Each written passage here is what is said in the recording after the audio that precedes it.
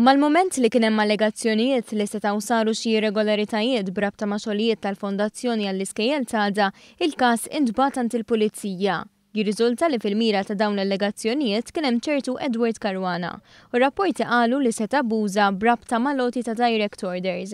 Dwar dan il-każ tkellmu wkoll iċ-Chairman tal-Fondazzjoni Filip Rizzo u rispons tal-Ministru Evarist Bartolo kien ċar. Qed pereżempju mill-ewwel l-Sur Filip Rizzo biex imur għand il-Pulizija, qed ukoll l-avukatessa tagħna tal-Ministeru biex tirrapporta lill-Pulizija dawk l-allegazzjonijiet għax jiena nagħti każ ħafna l-osservanza tal-liġi, il-ħarsien tar-regoli. Bartolo enfasizza li mhux se jħalli lil ħadd itappan ħidmet il-Ministeru tiegħu u fil-fatt ir-rapport lill-Pulizija ma kienx l-uniku pass.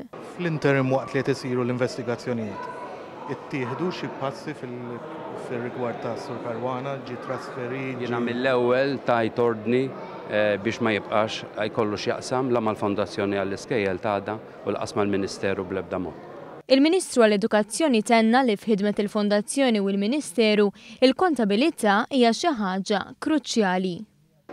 Aħna qed naħdmu bil-flus tan-nies u allura importanti li l-flus tan-nies jintefqu kif suppost u żgur li mhux se nkun jien li nħares il xi ħadd, nipproteġi lil xi ħadd jew nagħti lil xi ħadd li jkun naqas. Ikun min